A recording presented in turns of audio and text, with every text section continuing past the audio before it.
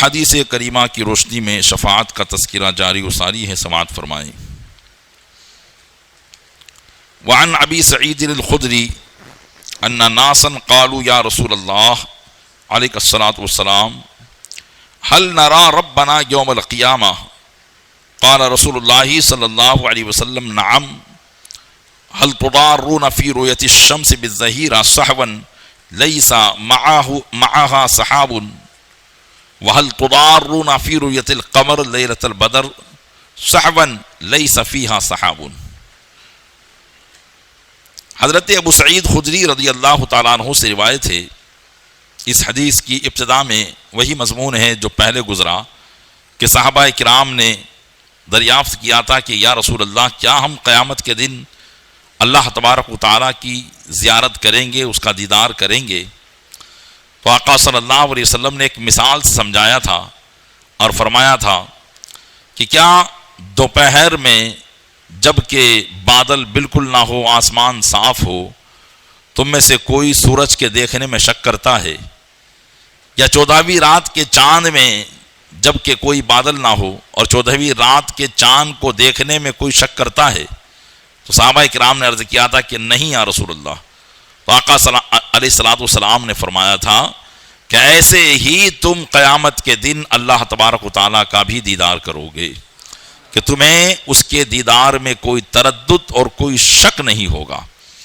اور یہ بتایا جا چکا کہ قیامت کے دن اللہ کا دیدار ہر ایک کو ہوگا، مومن کو بھی ہوگا، کافر کو بھی ہوگا، لیکن مومن کو رحمت کا دیدار ہوگا اور کافر کو غضب کے ساتھ دیدار ہوگا۔ اس حدیث پاک کا اگلا مضمون یہ ہے کہ فرمایا رسول اکرم صلی اللہ علیہ وسلم نے اذا کان یوم القیامہ اذن مؤذن لیتبع کل امۃ ما کانت تعبد۔ فرماتے آقا علیہ السلام کہ جب قیامت کا دن ہوگا تو ایک اعلان کرنے والا اعلان کرے گا، ایک اعلان کرنے والا ایک اعلان کرے گا، لیتبع کہ ہر امت، ہر جماعت، ہر گروہ یا ہر فرقہ جس کی عبادت کرتے تھے اس کے پیچھے چلے جائیں۔ یہ جتنے بھی معبودان باطلہ ہیں، کسی نے کسی کو اپنا معبود بنا رکھا ہے، کسی نے کسی کو، اور یہ جتنے بھی پتھر اور یہ دیوی دیوتا، یہاں تک کہ چاند سورج کی جو لوگ پوجا کرتے ہیں، تو چاند سورج بھی بے نور ہوں گے اور چاند سورج بھی جو ہے قیامت کے دن جہنم میں جائیں گے۔ وجہ کیا ہوگی؟ سزا پانے کے لیے نہیں بلکہ سزا دینے کے لیے کہ ایک تو جہنم کی گرمی ہوگی اور پھر سورج کی گرمی اس پر مزید برآں، تو یہ ساری چیزیں ہوگی۔ تو بہرحال جتنے بھی معبود ہیں جن کی عبادت کی جاتی ہے وہ سب قیامت کے دن ایک شکل میں موجود ہوں گے، اور ان کے جو پیروکار تھے جو ان کی عبادت کرتے تھے، جب یہ اعلان ہوگا کہ ہر جماعت اس کے پیچھے چلی جائے جس کی وہ عبادت کرتی تھی، آقا علیہ السلام فرماتے ہیں فلا یبقى احد کان یعبد غیر اللہ من الاصنام والانصاب الا یتساقطون فی النار۔ فرمایا تو کوئی باقی نہ رہے گا، ان میں سے کوئی باقی نہ رہے گا جو بتوں کو اور پتھروں کو اللہ کے علاوہ پوجا کرتے تھے، مگر وہ جہنم میں گر جائیں گے، کہ وہ ان کے ساتھ وہ بھی جہنم میں چلے جائیں گے۔ حتی اذا لم یبق الا من کان یعبد اللہ من بر و فاجر، یہاں تک کہ جب وہ لوگ باقی رہ جائیں گے جو اللہ کی عبادت کرتے تھے، نیکوکار ہو یا بدکار ہو، لیکن عبادت اللہ کی کرتے تھے، چاہے وہ نیکوکار ہو یا بدکار ہو۔ فرمایا من بر و فاجرین، کہ وہ نیکوکار ہو یا بدکار ہو، صرف وہی لوگ جب باقی رہ جائیں گے اتاہم رب العالمین، تو اللہ کا حکم ان کے لیے آئے گا، اللہ کا فرمان ان کے لیے آئے گا۔ اللہ فرمائے گا فماذا تنظرون یتبع کل امۃ ما کانت تعبد، تو اللہ تعالیٰ مومنین سے فرمائے گا، اس میں نیکوکار اور گناہگار سب ہوں گے، فرمائے گا تم کس چیز کا انتظار کرتے ہو؟ ہر جماعت اپنے معبود کے پیچھے چلی گئی، ہر جماعت جس کی عبادت کرتی تھی اس کے پیچھے چلی گئی، تو تم کس چیز کا انتظار کر رہے ہو؟ تو تو مومنین کہیں گے قالوا یا ربنا فارقنا الناس فی الدنیا افقروا ما كنا الیہم ولم نصاحبہم. تو مسلمان کہیں گے اے ہمارے رب، ہم نے دنیا میں ان لوگوں کو چھوڑ دیا تھا، حالانکہ دنیا میں ہم ان کے زیادہ محتاج تھے، ہم نے ان کی صحبت اختیار نہیں کی. یعنی مسلمان کہیں گے کہ اے مولا، یہ جتنے بھی کافرین تھے، یہ جتنے بھی وہ لوگ تھے جو تیرے علاوہ بتوں کو پوجا کرتے تھے، ہم حالانکہ ان کی ہمیں ضرورت ہوا کرتی تھی، لیکن ہم صرف تیری عبادت کی وجہ سے انہیں چھوڑ دیا کرتے تھے اور ان سے تعلق نہیں رکھا کرتے تھے، لہٰذا ہم کہاں جائیں گے؟ تو ایک روایت میں اس کو یوں بیان کیا گیا، وفی روایت ابی ہریرہ، یہ حضرت ابو سعید خدری کی روایت چل رہی تھی. حضرت ابو ہریرہ کی روایت میں یہ ہے فَيَقُولُونَ هَذَا مَكَانُنَا حَتَّى يَأْتِيَنَا رَبُّنَا فَإِذًا جَاءَ رَبُّنَا عَرَفْنَاهُ. تو ایک روایت میں یہ ہے کہ مسلمان کہیں گے کہ یہی ہمارا مکان ہے. جب اللہ تعالیٰ فرمائے گا کہ تم کس کا انتظار کر رہے ہو، ہر جماعت تو اپنے معبود کے پیچھے چلی گئی، تو مسلمان کہیں گے ہاذا مکاننا، یہی تو ہمارا مکان ہے، حتی یاتینا ربنا، یہاں تک کہ ہمارے رب کا حکم ہمارے پاس آئے. یعنی ہم اس وقت تک یہیں کھڑے رہیں گے کہ ہمارے رب کا حکم ہمارے پاس نہیں آ جاتا. فَإِذًا جَاءَ رَبُّنَا عَرَفْنَاهُ، کہتے ہیں کہ جب ہمارے رب کا حکم ہمارے پاس آئے گا تو ہم اس کو پہچان لیں گے. یہ ایک روایت میں یہ بیان کیا گیا. وفی روایت ابو سعید، اور حضرت ابو سعید خدری کی ایک دوسری روایت میں یوں ہے فَيَقُولُوا هَلْ بَيْنَكُمْ وَبَيْنَهُ آیَةٌ تَعْرِفُونَهُ فَيَقُولُونَ نَعَمْ فَيُكْشَفُ عَنْ سَاقٍ فَلَا يَبْقَى مَنْ كَانَ يَسْجُدُ لِلَّهِ مِنْ تِلْقَاءِ نَفْسِهِ إِلَّا أَذِنَ اللَّهُ لَهُ بِالسُّجُودِ وَلَا يَبْقَى مَنْ كَانَ يَسْجُدُ اتِّقَاءً وَرِيَاءً إِلَّا جَعَلَ اللَّهُ ظَهْرَهُ طَبْقَةً وَاحِدَةً. اب چونکہ مومنین کے اندر وہ بھی ہوں گے جو اللہ کی عبادت تو کرتے تھے، لیکن ان کی عبادت دکھاوے کی تھی، تو ابھی مومنین میں وہ بھی ہے، کیونکہ ہر جماعت، تو وہاں جماعت سے مراد وہ لوگ تھے کہ جو بتوں کو پوجا کرتے تھے، تو وہ تو جہنم میں چلے جائیں گے. لیکن اب باقی رہیں گے وہ لوگ جو اپنے آپ کو موحد کہتے تھے، توحید پرست کہتے تھے، ایک اللہ کے ماننے والے کہتے تھے. تو اس میں وہ بھی ہیں کہ جو اللہ کو اسی طرح سے مانتے ہیں جس طرح ماننے کا حق ہے، اور ان میں وہ بھی ہیں جو ایمان کے تقاضوں کو پورا نہیں کرتے. عبادت تو اللہ کی کرتے ہیں، لیکن ایمان کے تقاضوں کو پورا نہیں کرتے تھے. تو اللہ تبارک و تعالیٰ ایک دوسری روایت میں ہے، فرمائے گا حل بینکم و بینہم آیتن، کیا تمہارے اور ان کے درمیان کوئی علامت ہے جس کو تم پہچانتے ہو؟ تو وہ کہیں گے کہ ہاں، یعنی وہ لوگ جو جہنم میں چلے گئے اپنے معبودین کے ساتھ، اور تم لوگ، کیا تمہارے ان کے درمیان کوئی پہچان اور علامت ہے کہ تم یہ کہہ رہے ہو کہ ہم تو تیری عبادت کرنے والے تھے اور وہ ان بتوں کی عبادت کرنے والے تھے؟ تو سب لوگ کہیں گے کہ ہاں اے رب، علامت ہے. فَيُكْشَفُ عَنْ سَاقٍ، تو اب پہچان ہوگی. فَيُكْشَفُ عَنْ سَاقٍ، یہ وہی لفظ ہے، میں نے پہلے بھی بتایا تھا. تو پنڈلی کھول دی جائے گی، مطلب معاملہ سخت ہو جائے گا، اور اب مومنین کے درمیان بھی چھانٹ ہوگی. فَيُكْشَفُ عَنْ سَاقٍ، تو پنڈلی کھول دی جائے گی. فرماتے آقا علیہ السلام فَلَا يَبْقَى مَنْ كَانَ، تو جو خلوص دل سے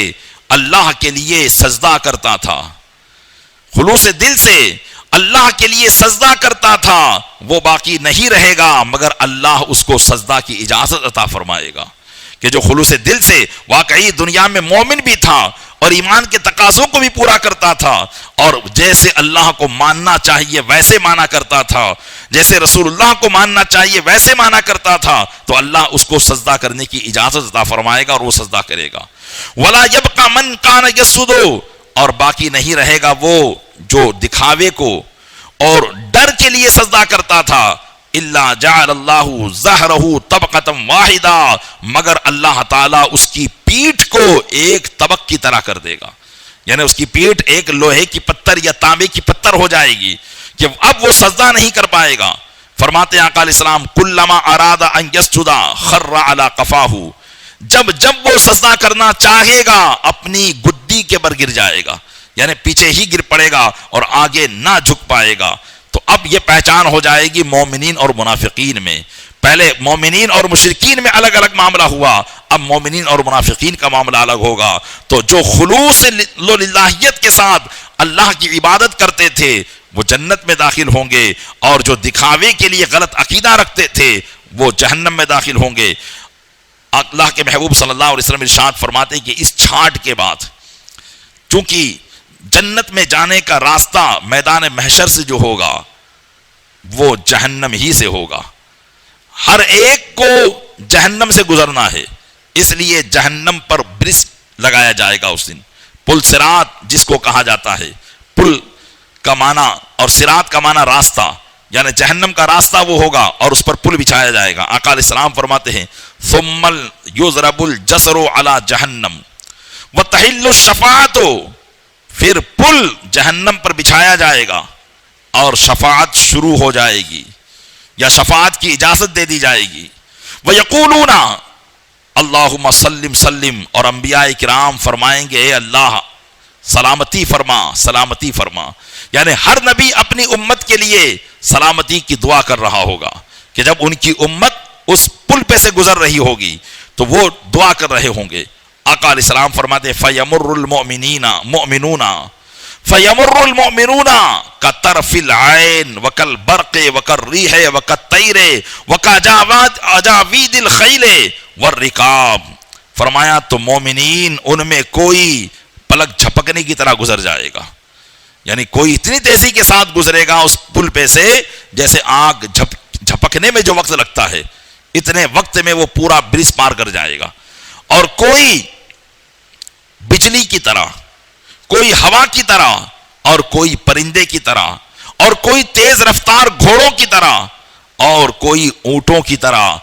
مطلب یہ ہے کہ جس کے جیسے عمل ہوں گے اور جتنے عمل اس کے صالح ہوں گے نیک ہوں گے اتنی ہی تیزی کے ساتھ وہ گزرے گا، اور جس کے عمل جتنے گھٹیا ہوں گے اس کی رفتار اتنی ہی کم ہوگی، اور چونکہ رفتار جب کم ہوگی تو ظاہر سی بات ہے کیونکہ پل صراط کے تعلق سے انشاءاللہ آگے آئے گا، لیکن سنتے چلیں کہ پل صراط یہ کیا ہوگا، یہ ایک راستہ ہوگا جو بال سے زیادہ باریک اور تلوار سے زیادہ تیز ہوگا، اور اسی پر پیر رکھ کر گزرنا ہے۔ تو اب ظاہر سی بات ہے کہ آدمی جتنا دھیرے چلے گا اتنا زیادہ زخمی ہوگا۔ تو آقا علیہ السلام فرماتے ہیں کہ فناجن مسلم و مخدوش مرسل و مقدوش فی نار جہنم، فرمایا تو کچھ مسلمان وہ ہوں گے جو سلامتی کے ساتھ نجات پائیں گے، یعنی جن کو پل صراط سے کوئی تکلیف نہیں پہنچے گی، سلامتی کے ساتھ وہ نجات پا جائیں گے، اور کچھ وہ ہوں گے جو زخمی کر کے چھوڑ دیے جائیں گے، مخدوش و مرسل، جنہیں پہلے پل صراط کی رفتار کی تیزی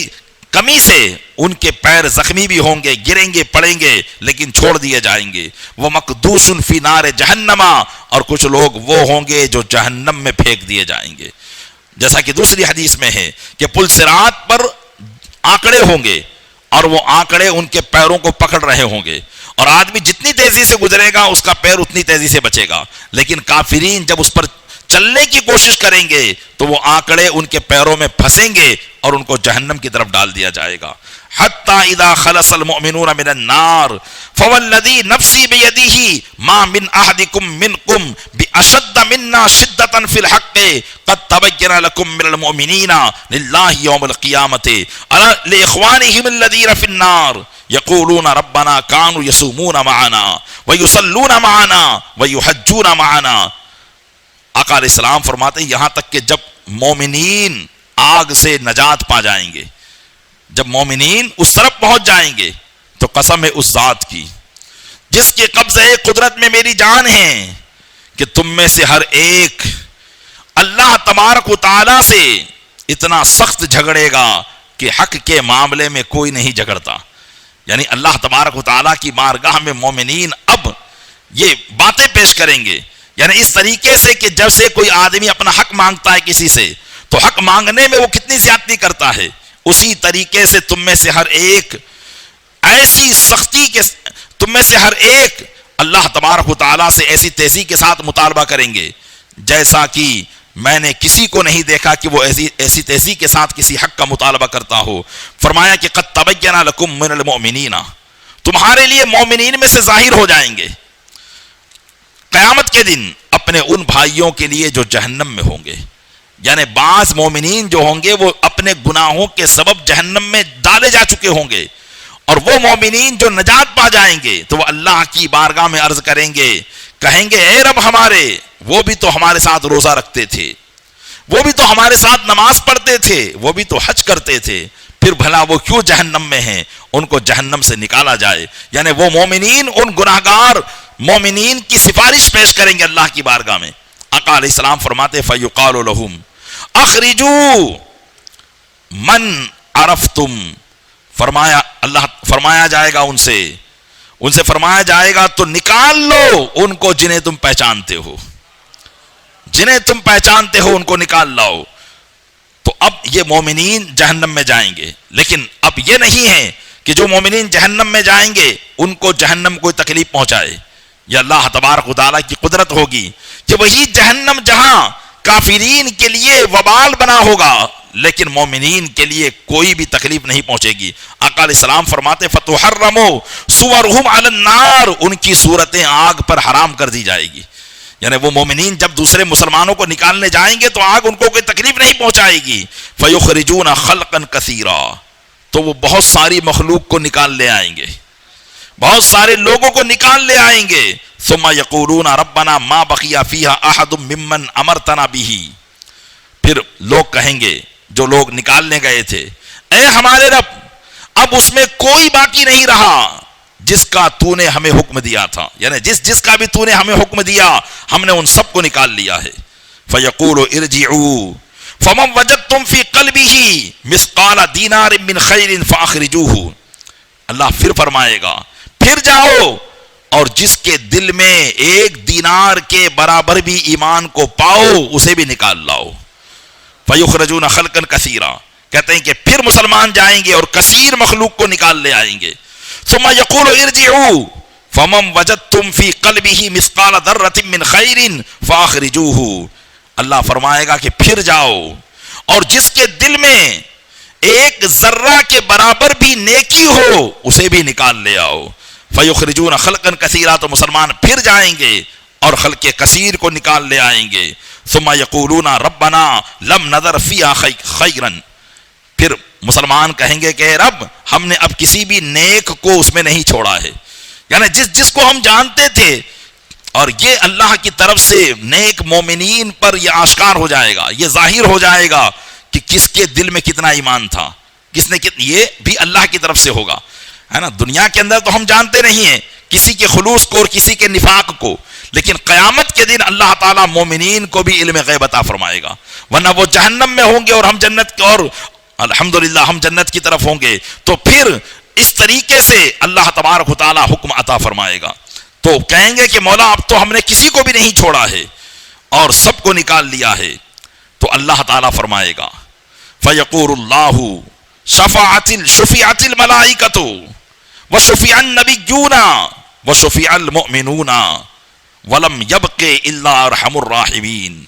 اللہ فرمائے گا کہ ملائکہ کی سفارش کو قبول کیا گیا، مومنین کی سفارش کو قبول کیا گیا،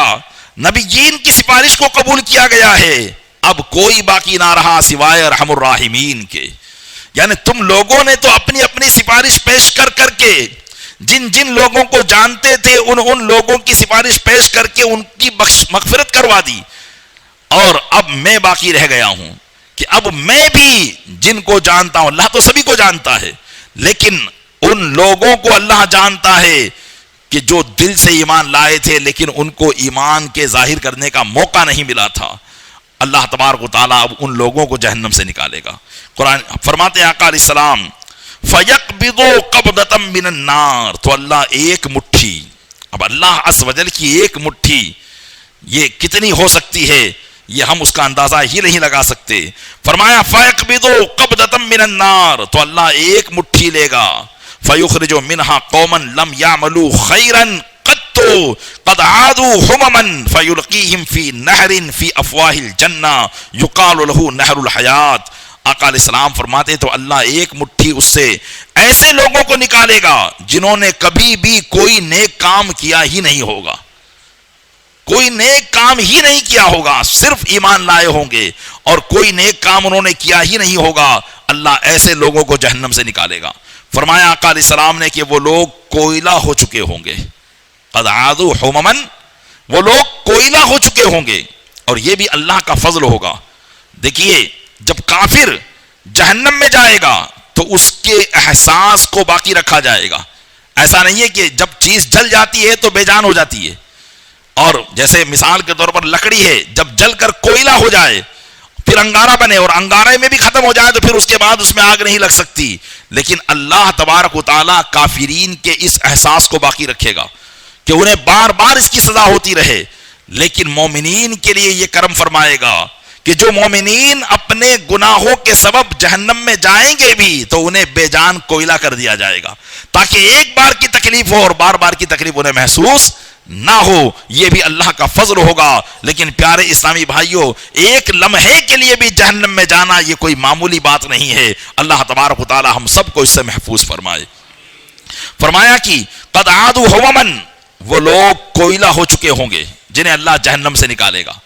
تو اللہ تعالیٰ ان کو ایک نہر میں ڈال دے گا، جو نہر جنت کے دہانوں سے نکل رہی ہوگی، جس کو نہر حیات کہا جاتا ہے۔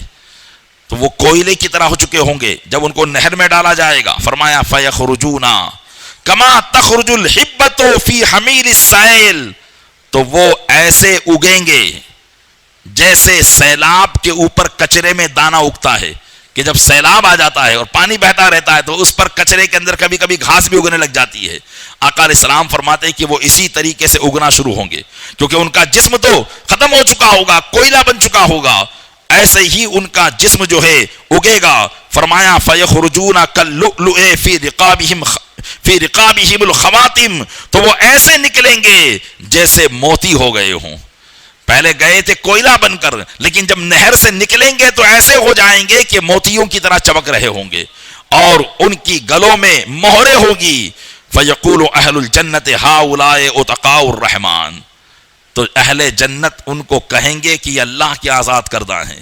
کہ ان کو اللہ نے آزاد کیا ہے۔ ان کا نام، ان کی پہچان جنت میں ہوگی کہ ان کے گلوں میں مہریں لگی ہوں گی، تو انہیں عتقاء الرحمن کے نام سے پہچانا جائے گا۔ کہیں گے اہل جنت ان کو کہ یہ لوگ رحمان کے آزاد کردہ ہیں۔ ادخلہم الجنت بغیر عمل عملوہ ولا خیر قدموہ فیقال لہم لکم ما رأیتم ومثلہ معہ، اہل جنت کہیں گے کہ یہ اللہ کے آزاد کردہ ہیں، اللہ نے ان کو بغیر عمل اور بغیر کسی بھلائی کے باوجود بھی نکال لیا ہے، بغیر کسی بھلائی کے باوجود بھی جنت میں داخل فرما دیا ہے۔ پھر جب اللہ ان کو جنت میں داخل کر دے گا، یا اہل جنت جنت میں داخل ہو جائیں گے، تو اللہ تبارک و تعالیٰ ان سے فرمائے گا لکم ما رأیتم، جو کچھ تم دیکھ رہے ہو یہ سب تمہارے لیے ہے، جو کچھ تم دیکھ رہے ہو یہ صرف تمہارے لیے ہے۔ وَمِثْلُهُ مَعَهُ، اور اس کے ساتھ اسی کے مثل، یعنی جو چیز تمہیں دکھ رہی ہے وہ تو تمہارے لیے ہی ہے، لیکن اس کے جیسی اور بہت سی نعمتیں تمہارے لیے جنت میں ہے۔ پیارے اسلامی بھائیوں، غور کریں، ایک ایمان کی حفاظت اور اعمال صالحات چند دنوں تک کرنا، جو ایک بدی ہوئی مدت ہے، ایک عمر کی، آدمی جب تک اس کی زندگی ہے زندہ رہتا ہے، 60 سال 65 سال 80 سال 90 سال، زیادہ 100 سال ہو گیا۔ 100 سال اس زمانے میں بہت مشکل ہے کہ کوئی جی سکے، 80 بہت مشکل ہوتا ہے کہ آدمی چلا جاتا ہے، 60 65 اور 70 ہی میں اس کو دنیا سے جانا پڑتا ہے۔ یہ ہماری زندگیوں کی حال ہیں۔ پیارے اسلامی بھائیوں، صرف اس زندگی کے اندر ہمیں نیک کام کرنا ہے، ایسا کام کرنا ہے کہ جس سے اللہ اور اس کے محبوب راضی ہو جائیں، پھر ہمیشگی کے لیے عیش و آرام ہی آرام ہے۔ اللہ تعالیٰ وہ نعمتیں عطا فرمائے گا کہ فرماتا ہے قرآن مجید میں اللہ تعالیٰ لکم فیہا ما تشتہی انفسکم ولکم فیہا ما تدعون، تمہارے لیے جنت میں وہ ہوگا جو تمہارے دل چاہیں گے، اور تمہارے لیے وہ ہوگا جس کا تم سے وعدہ کیا جا رہا ہے۔ تو اللہ کا یہ وعدہ پیارے اسلامی بھائیوں یاد رکھو، اور اس کے وعدے کے مطابق، اس کے وعدے پر عمل صالح کرنے کی کوشش کرو، اپنی زندگی کو بہتر بنانے کی کوشش کرو، کہ یقیناً یہ تھوڑا سا عمل اللہ کی بارگاہ میں بہت بڑی نعمتوں کا سبب بن سکتا ہے۔ اللہ تعالیٰ اپنے محبوب صلی اللہ علیہ وسلم کے صدقے میں ان تمام باتوں پر ہمیں عمل کرنے کی توفیق عطا فرمائے۔